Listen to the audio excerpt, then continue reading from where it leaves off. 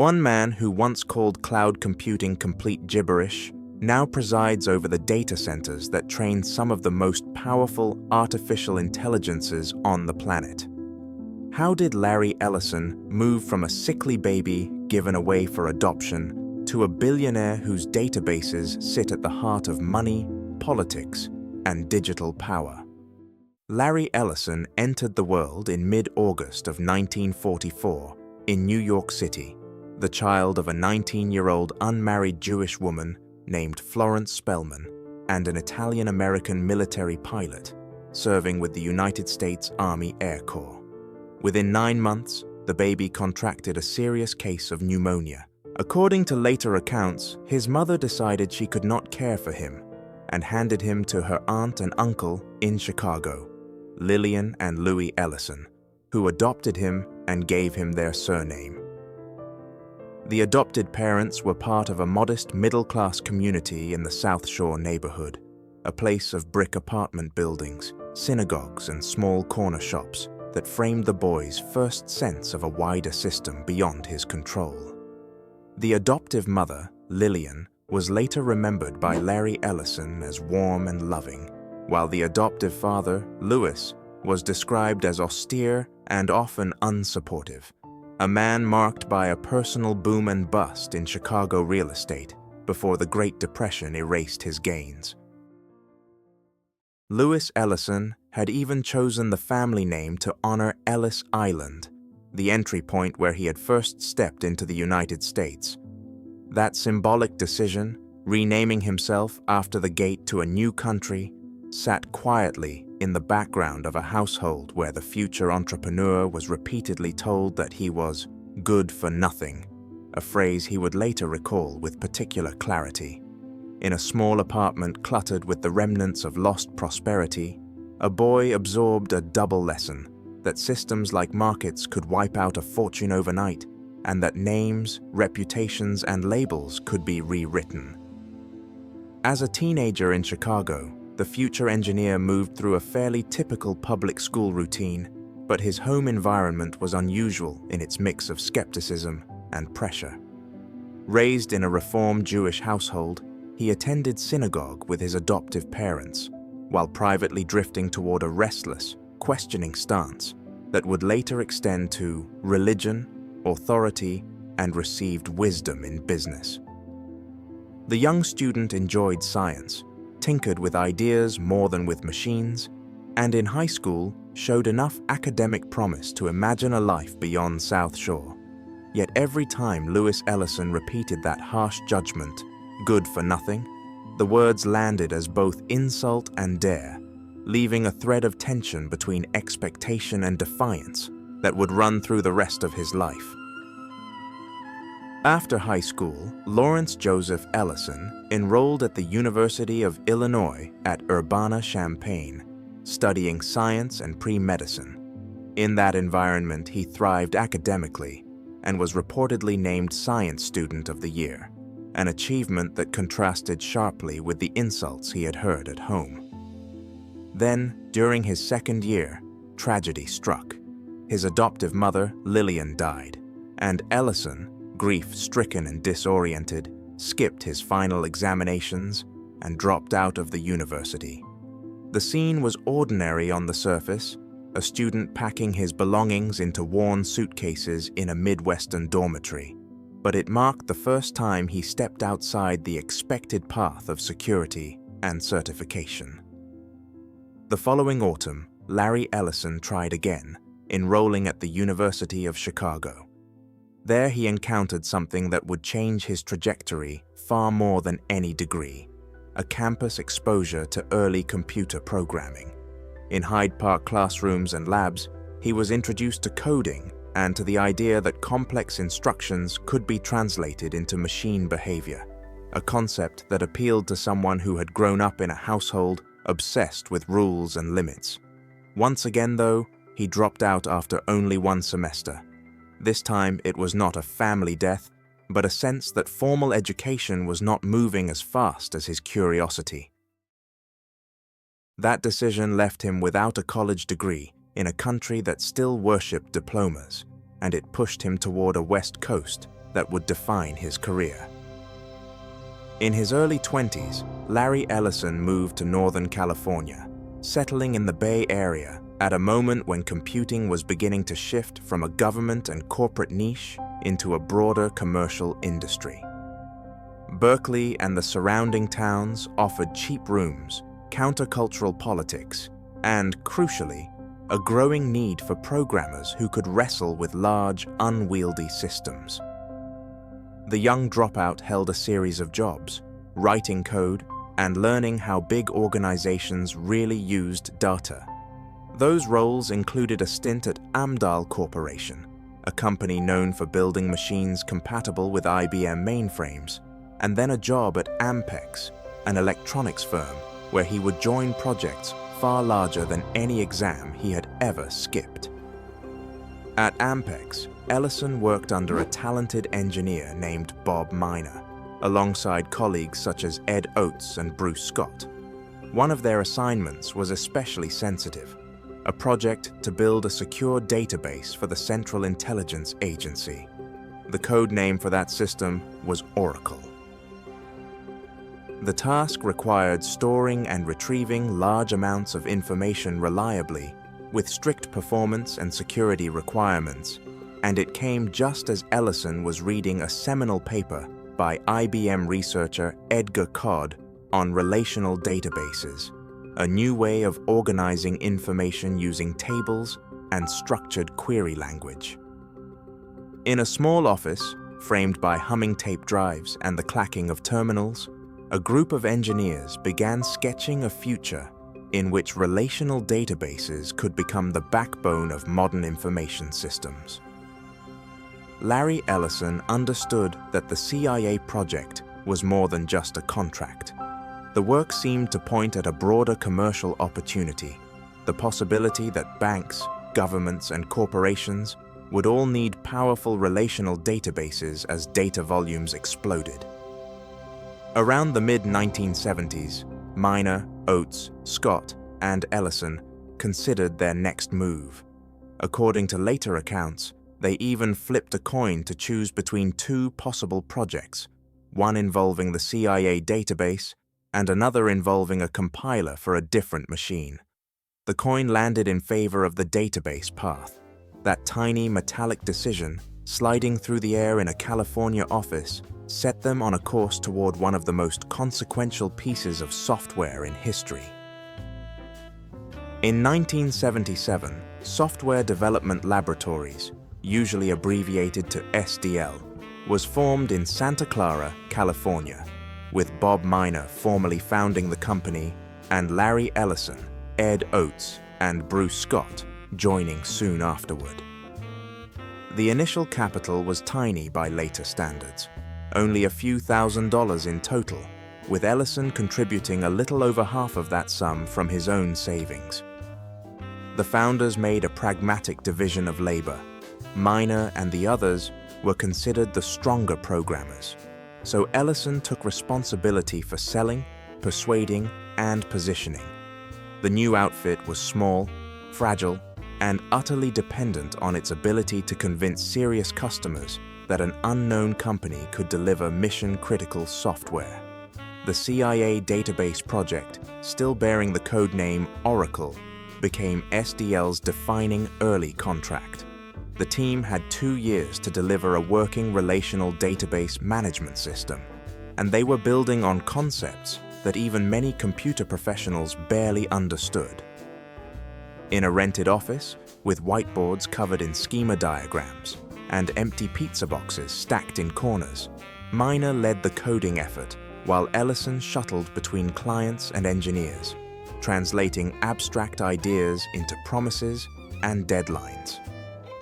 Failure would not only kill the company, it would mark these programmers as unreliable in a tight-knit industry that depended heavily on trust. As Larry Ellison committed his tiny firm to meeting the intelligence agency's demands, the risk was brutally simple. Either the nascent Oracle succeeded, or his first serious attempt to control an information system would collapse under its own ambition, and leave him back at a cubicle in someone else's hierarchy.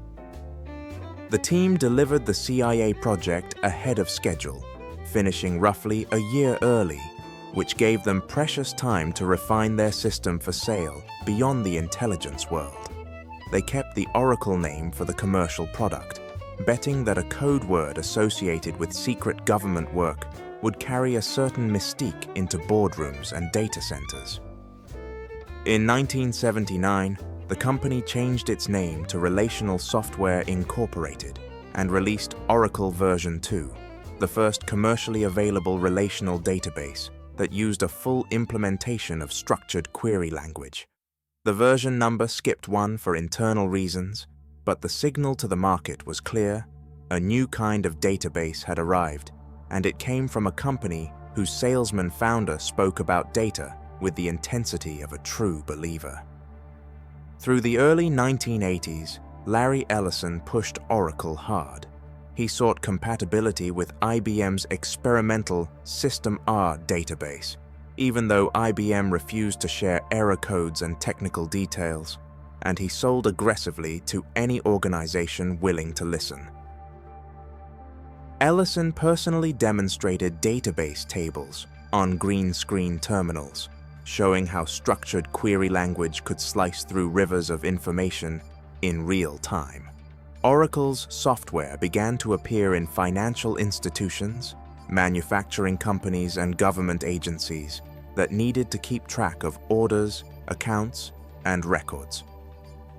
In 1983, the company rebranded again as Oracle Systems Corporation, aligning the corporate name with the flagship product and sending a quiet message about who intended to become the Oracle of corporate data. By the mid-1980s, Oracle's revenue was climbing sharply, and Wall Street took notice. In March of 1986, the company went public, offering shares on the stock market. The initial public offering instantly made Larry Ellison a wealthy man on paper, turning the once aimless college dropout into a visible member of the emerging Silicon Valley elite. He bought fast cars, a growing collection of homes, and eventually large yachts, visible symbols of someone determined to enjoy the spoils of high technology. In Redwood Shores, where Oracle would later build its famous headquarters with mirrored glass towers rising from a man-made lagoon, Ellison cultivated a culture of intensity, competition, and blunt talk. The company was not just selling software, it was embedding itself into the infrastructure of corporations that would later form the backbone of global digital capitalism. The same aggression that fueled Oracle's growth also created dangerous vulnerabilities.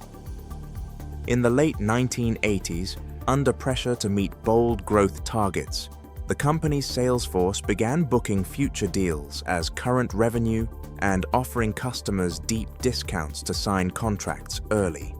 The accounting practices made Oracle's growth look even faster than it was, pleasing investors but quietly loading the company with obligations it might struggle to meet. By 1990, the situation tipped into crisis. Earnings were restated, Wall Street punished the stock, and Oracle suddenly faced the possibility of running out of cash. Stories circulated of emergency meetings, layoffs, and a founder confronted with the possibility that his decade of work might end in bankruptcy. For a man who had finally taken control of his own system, the realization that the numbers could turn against him so quickly was a sharp reminder that even databases cannot fully predict human panic. Ellison responded with something approaching ruthless clarity. Senior executives were replaced, accounting practices were overhauled, and the company shifted toward a more disciplined sales model that emphasized long-term relationships over purely short-term bookings. In interviews, Ellison later acknowledged how close Oracle had come to disaster and how much the episode had changed him.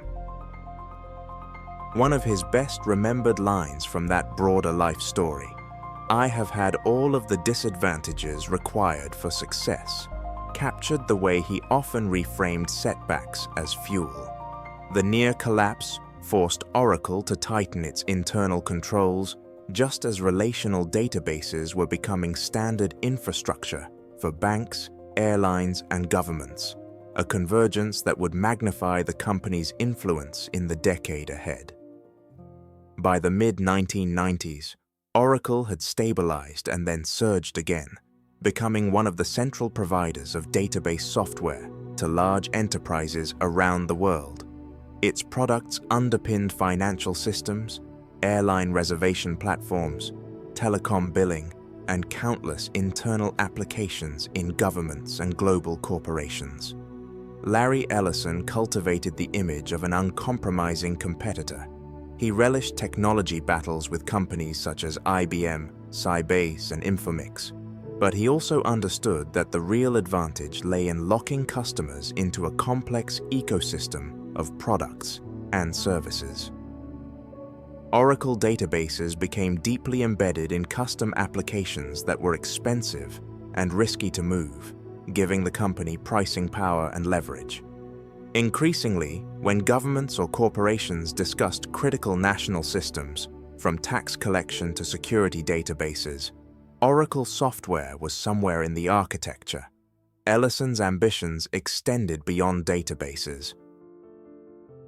In the late 1990s and early 2000s, he drove Oracle into the business applications market through a combination of internal development and acquisitions. The most dramatic of these moves was the hostile takeover of PeopleSoft, a major maker of human resources and financial software. Oracle launched its bid in 2003, triggering legal battles, poison pill defenses, and public arguments about job cuts and customer choice. For more than a year, PeopleSoft's board resisted, unions protested, and regulators scrutinized the deal. Inside Oracle, the siege tested Ellison's appetite for confrontation and his willingness to be cast as a corporate villain. When the acquisition finally closed in early 2005, after Oracle raised its offer to more than $10 billion, it signaled to the industry that Ellison intended to buy his way into controlling broader layers of corporate software. The win also showed that the young man once dismissed as good for nothing would fight relentlessly to control the data systems that governed payrolls, benefits, and the daily lives of millions of workers. The spree continued. Oracle bought Siebel Systems, long led by Tom Siebel, a former Oracle executive and sometime rival, then acquired BEA Systems, and many smaller companies, weaving their products into an expanding stack of databases, middleware, and applications. Ellison often described this strategy in terms of integration and efficiency, arguing that customers preferred dealing with a single vendor for their entire software stack. Critics accused Oracle of stifling competition and locking customers into proprietary platforms. The acquisitions also raised deeper questions about how much of the digital infrastructure of global business should be controlled by a handful of companies, a question that would become even more urgent with the rise of artificial intelligence. In 2009, Oracle announced another audacious move, a deal to acquire Sun Microsystems, the company behind the Java programming language, and a major line of server hardware. The acquisition, completed in early 2010 after a lengthy European antitrust review, transformed Oracle from a pure software vendor into a vertically integrated firm, controlling both key software and the machines it ran on.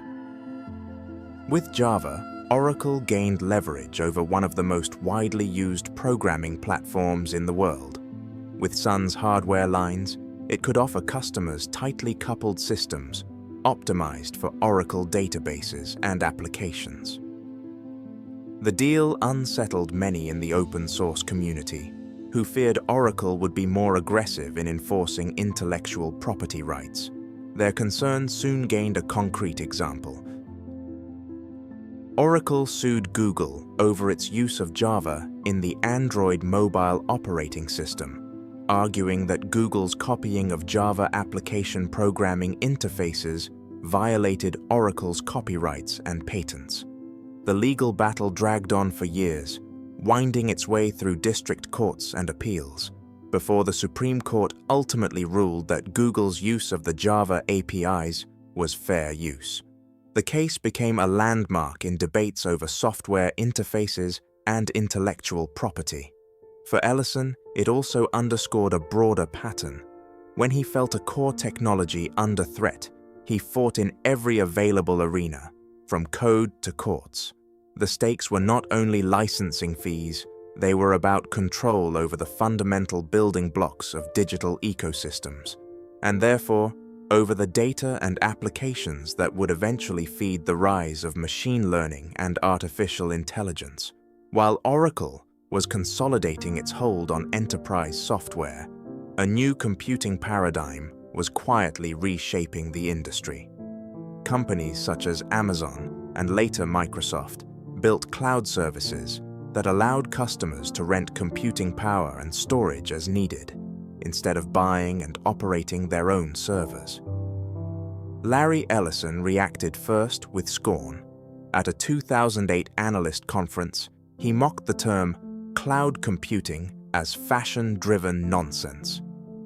"Maybe I am an idiot, but I have no idea what anyone is talking about. What is it?"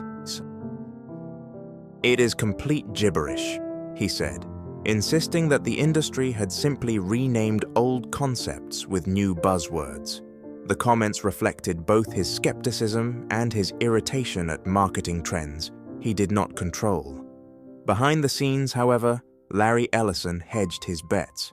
He personally invested in Salesforce, led by former Oracle executive Mark Benioff, and he backed another former employee, Evan Goldberg, in founding NetSuite, a cloud-based business software company. Over time, as cloud-based competitors began to eat into Oracle's growth, Ellison shifted strategy. Oracle built its own cloud applications, and then, more importantly, developed Oracle Cloud Infrastructure, a platform for running customers' workloads in Oracle data centers.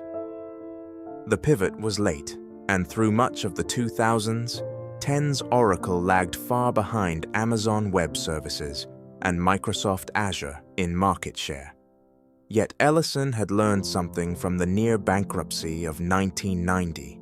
He was willing to endure years of skepticism while he quietly prepared for a moment when the architecture of cloud computing and the demands of artificial intelligence would finally align with his instincts about controlling data. In September of 2014, after nearly 4 decades as Oracle's chief executive, Larry Ellison stepped down from the CEO role. Safra Catz and Mark Hurd, longtime lieutenants, were appointed as co-chief executives, while Ellison became executive chairman and chief technology officer.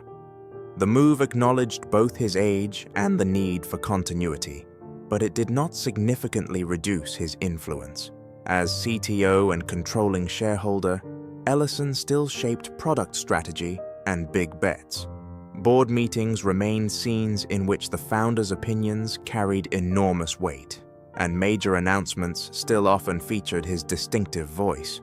The formal change of title marked a transition from operational leader to architect of systems and deals that would bind Oracle even more tightly to the machinery of governments and corporations. Beyond technology, Ellison's public life began to intersect more openly with politics. He had occasionally donated to Democrats in earlier decades, including support for Bill Clinton, but by the 2000s, he increasingly favored Republican candidates. In the 2012 cycle, he donated to Mitt Romney's presidential campaign, and by 2016, he had become one of the largest backers of a super PAC, supporting Florida Senator Marco Rubio's presidential bid, giving several $1 million to Conservative Solutions PAC. Reporters described Ellison vetting Rubio for foreign policy positions, particularly on Israel, before committing his money. The billionaire database builder was now testing potential presidents the way he once tested new software hires, probing for alignment with his worldview before granting access to his resources. In February of 2020, as Donald Trump sought re-election, Larry Ellison agreed to host a high-dollar fundraiser for the president at his Rancho Mirage estate in California. Supporters paid large sums for golf and photos with Trump, while Oracle employees organized a virtual walkout and protest, logging off from their workstations around the world to register discomfort with their chairman's political choices. Ellison himself was reported not to have attended the fundraiser, but his willingness to lend his property and his name signaled a clear alignment. The episode exposed a new kind of tension between a tech workforce that often leaned socially liberal and a founder whose political donations increasingly flowed to conservative candidates, promising deregulation and strong national security. Inside a company that ran critical databases for governments, employees were now asking whose values would shape the code they wrote. After the November 2020 election, which Donald Trump lost to Joe Biden, Ellison's involvement deepened. Court documents later revealed that he participated in a phone call with conservative figures, including Senator Lindsey Graham and Fox News host Sean Hannity, in which strategies for contesting the election results were discussed. There is no public transcript of Ellison's words on that call, but his presence alone underscored how far he had moved from a peripheral donor to an active participant in efforts to shape political outcomes. At the same time, Oracle was vying for sensitive roles such as serving as the trusted technology provider for TikTok's United States operations, positioning its cloud and database services as guardians of American user data against foreign influence. As the billionaire joined conversations about which votes should count, his company lobbied to decide which data flows should be trusted, bringing the architecture of democracy and the architecture of information ever closer together. The TikTok saga captured this convergence vividly. Under pressure from the Trump administration over national security concerns, the Chinese-owned video platform sought a deal that would satisfy United States regulators without fully severing ties to its parent company, ByteDance. Oracle stepped forward as a potential solution, offering to host TikTok's United States data in its cloud and monitor the code for suspicious behavior under initiatives branded as Project Texas. While a complete restructuring of TikTok's ownership remained contested and was revisited under different administrations, Oracle's role as a potential gatekeeper of a platform used by tens of millions of American teenagers signaled the new scale of Ellison's influence. He was no longer just supplying databases to institutions, he was positioning his company as a guardian of national digital borders. Whether that gatekeeping would primarily protect citizens or corporate interests remained an open question even as negotiations advanced. Parallel to these political entanglements, Larry Ellison pursued an almost feudal vision of physical control. In 2012, he bought roughly 98% of the Hawaiian island of Lanai from billionaire David Murdoch, paying an estimated few $100 million. Over the following years, Ellison invested heavily in luxury resorts, renewable energy projects, and an ambitious high-tech agriculture venture called Sensei Ag, which aimed to use sensors, software, and greenhouses to revolutionize farming. The project struggled, facing climate challenges, technical problems, and shifting priorities, and eventually pivoted towards software and robotics rather than large-scale food production. At the same time, Lanai residents became increasingly dependent on Ellison's companies for employment and housing, with some renting homes directly from his firms while working at his resorts or projects. Tensions on Lanai built over issues such as public access to beaches and the cost of water. In 2022, local authorities warned Ellison's resort company not to block access to Hulapo Beach Park, yet residents reported that a gate was closed for extended periods, ostensibly for flooding. In 2023, the Ellison-owned Lanai water utility sought significant rate increases, citing infrastructure and operating costs, prompting concern among locals about affordability. While Ellison did fund improvements such as medical equipment for the local hospital and new housing, the overall arrangement resembled a company town where one billionaire controlled land, jobs, utilities, and much of the built environment. The island thus became a concentrated microcosm of a broader question. What happens when the architect of critical digital infrastructure also owns the ground beneath the community's feet? Even as the Lanai experiment unfolded, Ellison continued to invest in health and science. He funded the Ellison Institute for Transformative Medicine in Los Angeles, focusing on cancer research and data-driven approaches to healthcare, and later expanded the concept into the Ellison Institute of Technology with a vast new campus planned in Oxford, England.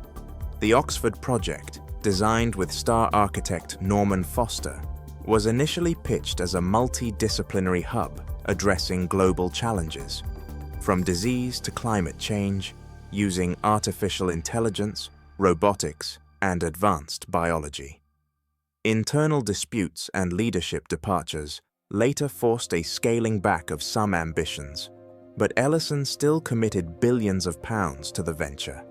In practice, the Institute's focus on data, algorithms, and biological systems mirrored Oracle's evolution, turning human health and planetary crises into problems to be modeled in code and processed at scale.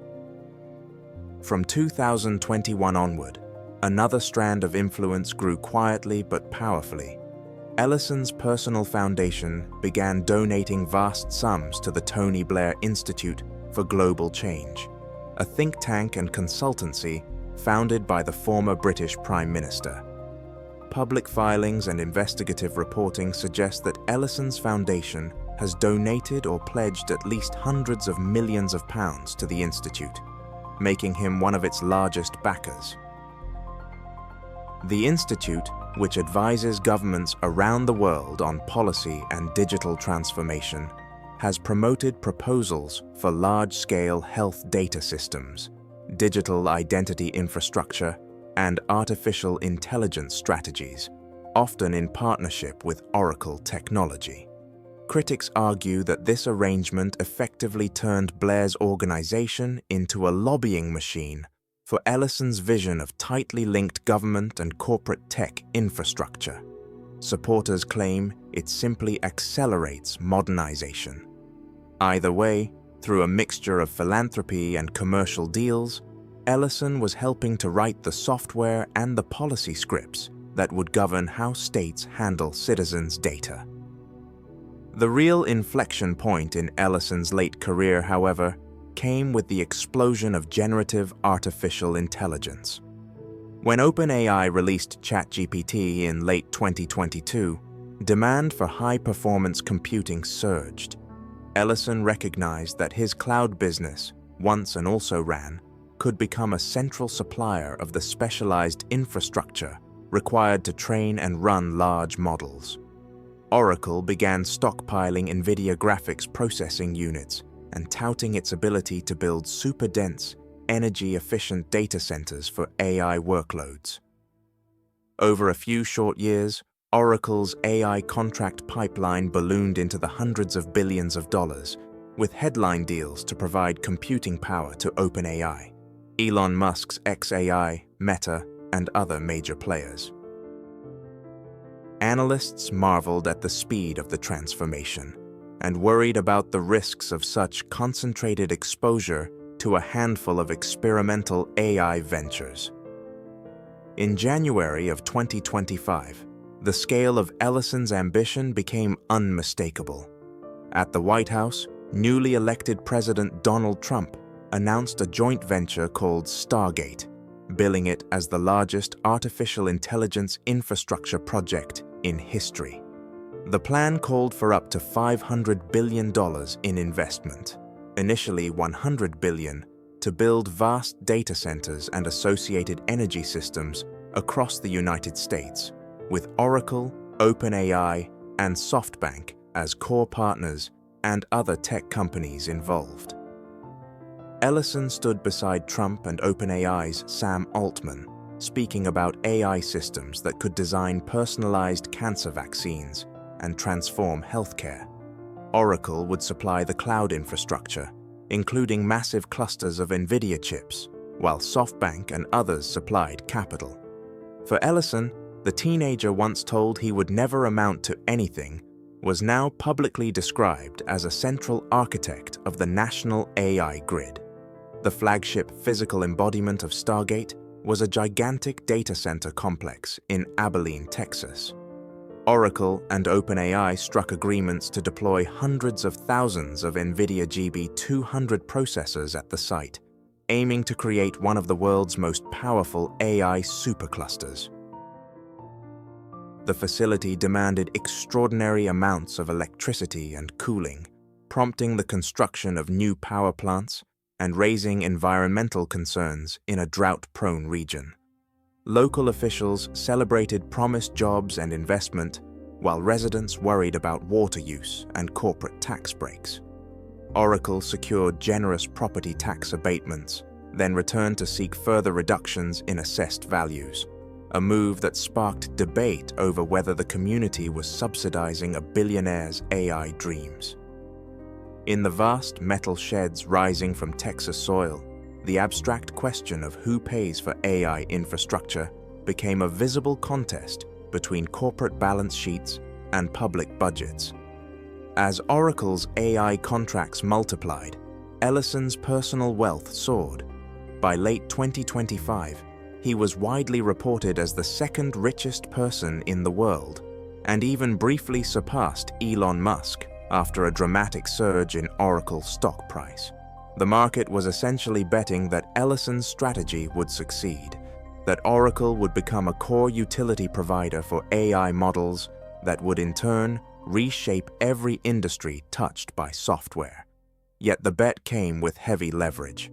Oracle carried tens of billions of dollars in debt and committed enormous capital expenditure to building and equipping data centers, even as some analysts questioned the long-term profitability of selling compute at scale in a highly competitive market.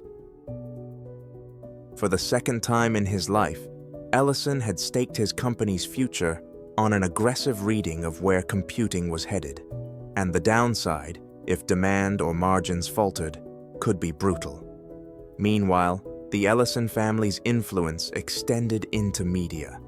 Larry Ellison's daughter, Megan, had founded Annapurna Pictures, known for critically acclaimed films, while his son David Ellison built Skydance Media into a major production company. In the mid-2020s, David led a merger of Skydance with Paramount, gaining control over CBS and other storied media assets, while the family invested in digital outlets such as the Free Press. Reports suggested Larry Ellison himself was involved in parallel talks about stakes in TikTok's United States operations. This convergence of cloud infrastructure, AI compute, social media data flows, and traditional broadcast power placed the Ellisons at a rare intersection. The same empire that ran databases for governments and supplied compute to AI labs was now connected to the channels that shaped how citizens understood politics, culture, and technology. Observers began to ask whether algorithms trained on Oracle-powered infrastructure would one day be tuning content delivered through networks influenced by Ellison's capital. Throughout these maneuvers, the man at the center maintained a distinctive public persona. In interviews, he repeated core lines about risk and defiance. "When you innovate, you have to be prepared for everyone telling you you are nuts, he liked to say, a phrase that doubled as both warning and boast.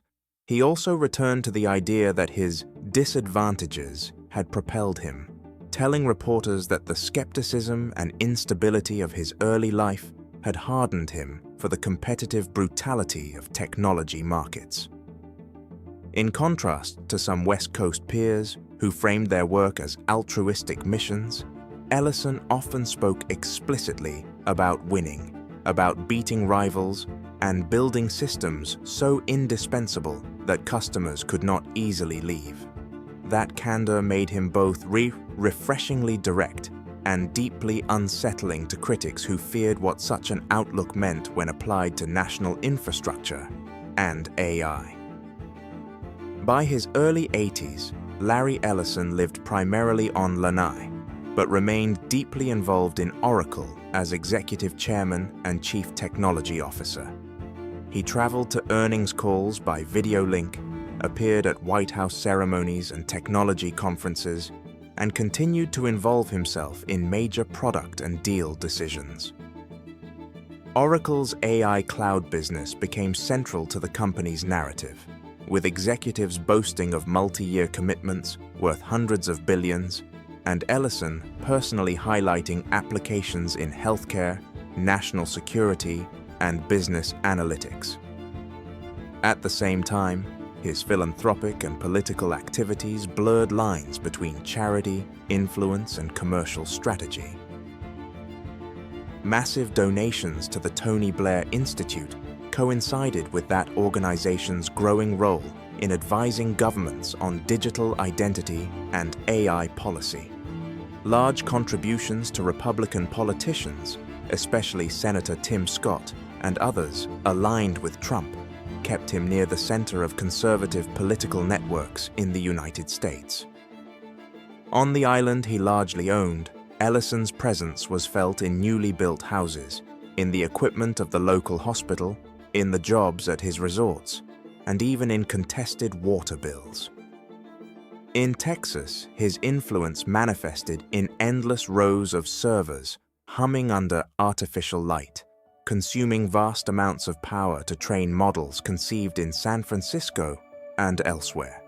In London and Oxford, it appeared in research campuses and private dinners, where tech executives, former politicians, and sitting ministers discussed AI policy over wine. The through line from the South Shore apartment in Chicago to these global nodes was a relentless focus on data, control, and the systems that bind people to rules they did not write. The sickly baby, once given away, now shaped the databases that recorded vaccinations, credit scores, travel histories, and, increasingly, the training runs of generative AI models that would help decide who gets hired, who gets a loan, and which news stories reach a given screen. In the late 2020s, there was no final chapter yet to write for Larry Ellison. He remained alive, active, and engaged in new bets, including further expansions of Oracle's AI infrastructure and ongoing negotiations over platforms such as TikTok. There were fresh controversies, from environmental concerns around data centers to political arguments over his role in funding think tanks and candidates. Some of his high-tech projects, like Sensei Ag's attempt to reinvent farming, had clearly fallen short of their original promises. Others, such as Oracle's position in AI infrastructure, seemed poised either to cement his status as one of the most powerful figures in technology or to expose his company to new forms of regulatory and financial risk. What was not in question was the scale of the system he had helped build. Oracle software remained embedded in thousands of government agencies and corporations. Oracle Cloud infrastructure and its AI clusters became crucial to the operations of companies like OpenAI, xAI, and Meta. Oracle's partnerships with policymakers through entities such as the Tony Blair Institute and its bids to safeguard platforms like TikTok meant that Ellison's preferences and judgments would continue to echo through debates over privacy, security, and digital sovereignty. Whether admired as a visionary or criticized as an oligarch, he had, in effect, become an unelected infrastructure minister for the age of AI. In one oft-repeated quote, Larry Ellison described the animating principle of his career. When you innovate, you have to be prepared for everyone telling you you are nuts. The remark reads differently when applied to a 3-person startup trying to win a CIA contract and to a global corporation building $500 billion AI grids in partnership with governments. In the first case, skepticism protects investors from foolish risk. In the second, skepticism may be one of the only checks on the concentration of digital power in a few private hands. From the baby with pneumonia in a New York tenement, to the dropout wandering Berkeley, to the salesman pushing relational databases, to the island owner and AI baron, the arc of Larry Ellison's life has traced the rise of software from technical curiosity to political and economic infrastructure.